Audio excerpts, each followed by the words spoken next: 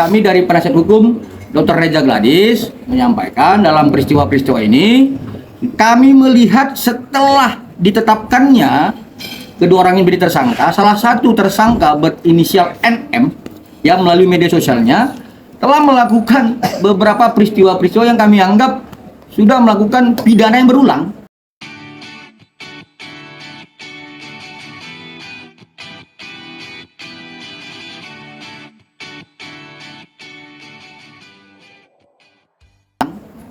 Nah itu yang pertama. Nah yang kedua, seharusnya hari ini menurut informasi yang kami dapatkan bahwa kedua tersangka ini sudah dipanggil untuk kedua kalinya. Nah artinya kami menyimpulkan bahwa kedua tersangka ini tidak kooperatif. Ya.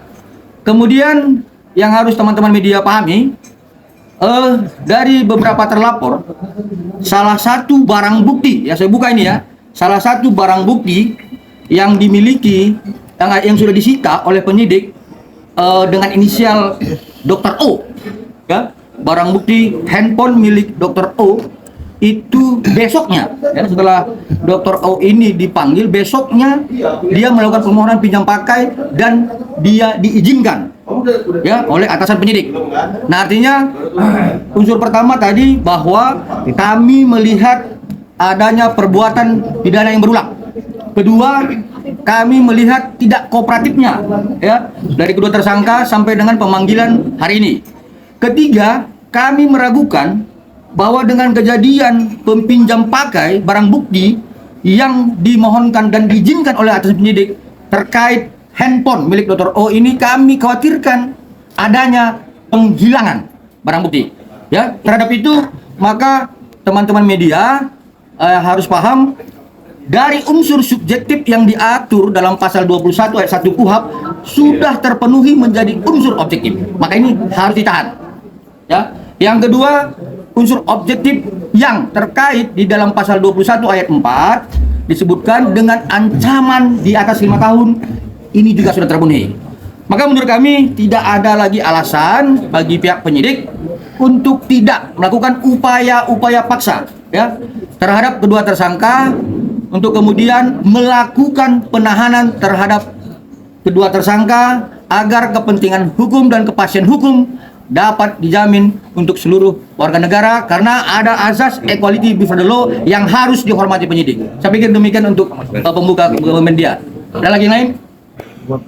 Bang, bukan andai-andai Bang, tapi kalau ini kan sudah pemanggilan ya Bang, tidak hadir, secara prosedur hukumnya kan akan penjelasan paksa. Ya. Oke. Langkah apa yang Abang lakukan kalau memang misalnya ya, tidak terpenuhi semuanya? Oke, jadi secara hukum normatif dalam hukum acara, saya pikir tidak ada alasan lagi, ya, tidak ada alasan lagi untuk bagi penyidik tidak menahan, ya, seperti yang saya sampaikan tadi, karena unsur subjektif dan objektif telah terpenuhi. Tapi kalau kemudian apa yang saya sampaikan ini juga tidak terlaksana oleh penyidik dan atasan penyidik di Subdik 3 Cyber Polda Metro Jaya, kami akan melakukan upaya-upaya lain. Sebagai contoh yang diatur dalam Peraturan Kapolri Nomor 6 Tahun 2019 di Pasal 41, ya, adanya, ya, seharusnya adanya pengawasan yang bersifat insidental dari atasan penyidik. Nah, jadi untuk ke depan kami akan melakukan upaya-upaya hukum untuk menyampaikan hal ini kepada Bapak Kapolri Seki Irwasum. Demikian dia. Ada lagi? Bang, ini kalau soal kronologi sendiri, maaf mengulang gitu kan. Diki sempat ngomong bahwa kenapa adanya ini semua karena dia bilang mengantongi produk berbahayanya Dr. Reza Gladys berupa jarum suntik kan, yang tapi tidak boleh diperdagang bebaskan. Di e-commerce itu gimana Bang? Apa klarifikasi dari dokter sendiri? Baik, jadi sebenarnya ini sudah masuk dalam materi pokok perkara ya. Tapi sedikit saya sampaikan. Sebenarnya kalau misalnya ada yang mengatakan bahwa klien kami ini melakukan penjualan terkait produk ilegal, pertama laporkan, itu ya, laporkan. Jadi jangan berbicara masalah dia review, kemudian melakukan pengancaman. Ini kan niat dari awal sudah jelas, terstruktur.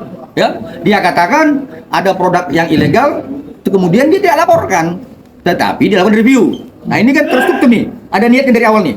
Ya.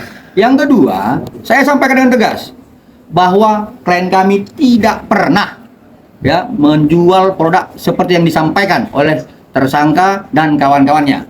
Ya, tapi kalaupun memang dia sudah menjual produk itu, ingat ya, yang perlu saya sampaikan, saya senggol sedikit ya materi pokok perkaranya. Produk itu dibeli, perlakuannya itu di klinik. Ya, perlakuannya di klinik, bukan seperti yang disampaikan oleh si tersangka tersebut. Ya, ada lagi? Bang, tapi dari dokter Reza sendiri ya, secara pribadi benar-benar ingin malam ini kedua orang itu ditangkap apa gimana, Bang? Oh ya jelas, jadi kan dari awal sudah saya sampaikan bahwa klien kami ini paham hukum acara. Artinya terlepas dari keinginan dia, ya. Perlu saya sampaikan kepada rekan-rekan semua bahwa klien kami tidak mempunyai dendam terhadap tersangka. Tetapi karena dia paham tentang hukum acara, maka dia berharap hukum normatif, hukum acara itu terlaksana oleh penyidik. Saya pikir itu, ya. Lagi? Bang, tapi dari dokter Gladys sendiri sudah mengetahui belum sih Bang? Ini kan bisa dibilang pemanggilan terakhir yang keduanya Niki ya, tetapi dia tidak hadir Bang gitu. Tetap kecewa juga nggak sih dokter Gladys? Kalau dibilang kecewa, ya sudah pasti ya, sudah pasti kecewa. Kekecewaan ini bukan berdasarkan like dislike ya, tetapi kekecewaan seorang warga negara terhadap penyelenggara negara yang tidak melaksanakan hukum normatif. Ya, jadi klien kami ini kan saya harus sampaikan berulang kepada rekan media bahwa beliau ini paham hukum acara. Jadi kekecewaan dia terhadap penyelenggara negara yang tidak melaksanakan hukum acara. Ini kan pengangkangan terhadap konstitusi. Saya pikir itu ya, secara pribadi dia tidak dendam.